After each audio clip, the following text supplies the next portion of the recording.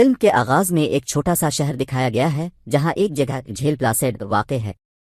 یہاں دو لوگ کشتی پر بیٹھے ہیں جو پہنچ رہے ہیں۔ وہ پراسرار مخلوق سے ملتا ہے۔ اس دوران کوئی بھی چیز اس کے پاؤں کو چھوتی ہے۔ جب وہ اپنے پیچھے کوئی چیز دیکھتا ہے تو مخلوق اسے اندر کھینچ لیتی ہے۔ وہ چیختا ہے اور بہت روتا ہے، لیکن ہانک نے اسے نوٹس نہیں کیا۔ تھوڑی دیر بعد وہ والٹ کی طرف مڑتا ہے جو تیزی سے کشتی کی طرف تیر رہا ہے۔ وہ ہانک سے رابطہ کرتا ہے اور مدد کی درخواست کرتا ہے تاکہ وہ اسے اپنی سمت کھینچ سکے۔ بعد میں ہم نے پانی میں کسی بڑی مخلوق کو دیکھا، ایک بہت بڑے مگرمچھ کی طرح۔ اس دوران ہانک اپنے دوست کو الٹا کھینچتا ہے، لیکن بہت دیر ہو چکی تھی۔ والٹ مخلوق کا کھانا بن چکا تھا۔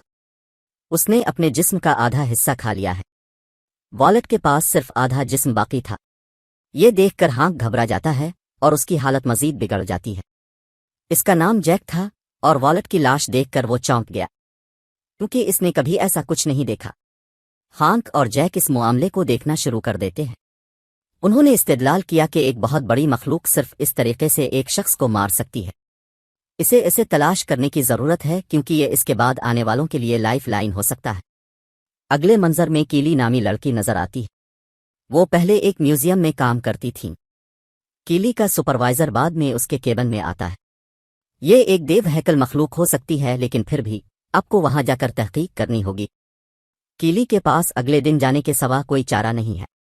جب وہ پہنچی تو اسے لیبارٹری میں دانت دریافت ہوئے۔ اس کا دعویٰ ہے کہ اسے دیکھنے کے بعد یہ کوئی بھی بڑا جانور ہو سکتا ہے، ایک بڑے مگرمچھ کے طور پر۔ وہ بعد میں ڈاکٹر کو مطلع کرتی ہے کہ وہ لاش دیکھنا چاہتی ہے، تاہم کیونکہ یہ خراب حالت میں تھا ڈاکٹر نے منع کیا۔ بہرحال ڈاکٹر کیلی کو جسم دکھاتا ہے۔ کیلی لاش کو دیکھ کر چونک جاتی ہے۔ ہمیں تحقیقات کے لیے جوڑے کے پاس جانا ہوگا کیونکہ وہاں کوئی اور نہیں رہتا۔ جب وہ اس کے شوہر کے بارے میں پوچھتے ہیں تو اس نے بتایا کہ وہ 3 سال پہلے فوت ہو گیا تھا۔ جب جیک اپنے شوہر کی موت کے بارے میں پوچھتا ہے، اس کا دعویٰ ہے کہ میں نے اسے اس لیے مارا کہ اس نے مجھے رہا کرنے کی درخواست کی تھی۔ ان میں سے 3 بوڑھی خاتون کی باتوں سے چونک گئے۔ ان کا خیال ہے کہ یہ بزرگ خاتون پاگل ہے۔ جیک نے واپسی پر پانی میں تیرتے ہوئے دیکھا۔ جب وہ کافی قریب پہنچ جاتے ہیں تو ہانک اسے باہر رکھتا ہے۔ یہ ایک جانور کا سر تھا۔ وہ جانور کے سر کی گواہی کے بعد اندازہ لگا سکتے ہیں، اس لیے کہ یہ درندہ کتنا خطرناک ہے۔ انہوں نے جھیل کے اس پار کیمپ لگانے اور قصبے کے باقی افسران کو بلانے کا فیصلہ کیا تو وہ مل کر اس جانور کے بارے میں جان سکتے ہیں۔ دوسری طرف کیلی اور جیک نے ایک ہیلی کاپٹر کو قریب آتے دیکھا۔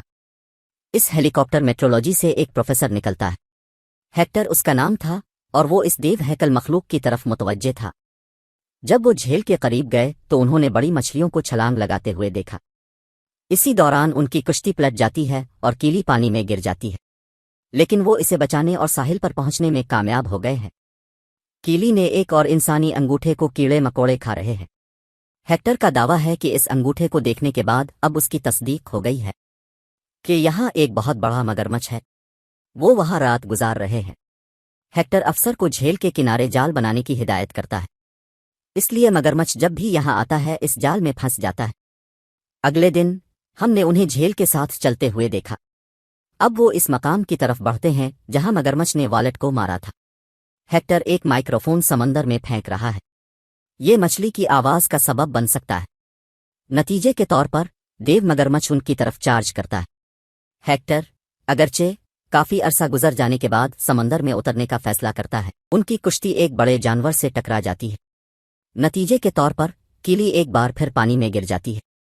جیسے ہی ہانک کو یہ معلوم ہوا اس نے کشتی کی ڈوری کاٹ دی۔ وہ کیلی کو الٹا کھینچتا ہے اور وہ ہیکٹر کو بھی کہتے ہیں، اور پھر سب جانے لگتے ہیں۔ انہوں نے اسپیکر کو سمندر میں پھینک دیا ہے۔ اس اسپیکر کو ایک افسر باہر لانے والا تھا۔ بڑے مگرمچھ نے اس پر حملہ کیا جب وہ اسپیکر کو باہر لے جا رہا تھا، اور اس کا سر کھا جاتا ہے۔ بس افسر کا کٹا ہوا سر کشتی میں چھوڑ جاتا ہے، جسے دیکھ کر ہر کوئی دنگ رہ جاتا ہے۔ اب ہر کوئی جھیل کے کنارے کے قریب آتا ہے۔ کیلی وہ تھی جو سب سے زیادہ خوفزدہ تھی۔ جھیل کے کنارے پر ہم پانی سے ایک بڑے مگرمچھ کو نکلتے ہوئے دیکھتے ہیں، اور وہ ریچھ کو پانی میں گھسیٹتا ہے۔ اتنے بڑے مگرمچھ کی نظر نے سب کو چونکا دیا۔ اتنے بڑے مگرمچھ کو آج تک کسی نے نہیں دیکھا۔ اب سب کو یقین ہے کہ یہ وہی مگرمچھ ہے جو سب کو مار رہا ہے۔ ہاک مگرمچھ کے بارے میں اپنی تحقیقات جاری رکھے ہوئے ہیں۔ انہوں نے دریافت کیا کہ یہ وہاں ایک ایشیائی پیسیفک مگرمچھ ہے۔ یہ 30 فٹ کی اونچائی تک پہنچ سکتا ہے اور کافی خطرناک ہے۔ تاہم ہیکٹر کا خیال ہے کہ ان جانوروں کو نہیں مارنا چاہیے، انہیں محفوظ مقامات پر لے جانا چاہیے تاکہ انہیں وہاں رکھا جا سکے۔ وہ اگلے دن جنگل کے بیچ میں پہنچ جاتے ہیں۔ وہ دیکھ سکتے ہیں وہاں مگرمچھ کے قدم۔ وہ اچانک بوڑھی عورت کے گھر کی طرف دیکھتے ہی دیکھتے انہوں نے دیکھا کہ بوڑھی عورت اپنے مگرمچھ کو کھانا کھلانے والی ہے۔ یہیں سے ہمیں معلوم ہوا کہ یہ بڑا مگرمچھ اس بوڑھی عورت کا پالتو جانور ہے۔ یہ دیکھنے کے بعد وہ سمجھ گئے کہ یہ مگرمچھ بوڑھی خاتون کا پالتو جانور ہے۔ وہ اپنی تفتیش کرنے بوڑھی خاتون کی رہائش گاہ پر پہنچ گئے۔ جب وہ پہنچے تو انہوں نے دریافت کیا کہ اس کے شوہر نے ایک بہت بڑے مگرمچھ کو پالا ہے۔ 6 سال پہلے انہوں نے اس مگرمچھ کو اس جھیل میں دریافت کیا تھا۔ یہ بوڑھی عورت اس مگرمچھ سے اتنی محبت کرتی ہے کہ اس کا شوہر اس سے مر گیا، تاہم اس نے یہ بات اپنے پاس رکھی ہے۔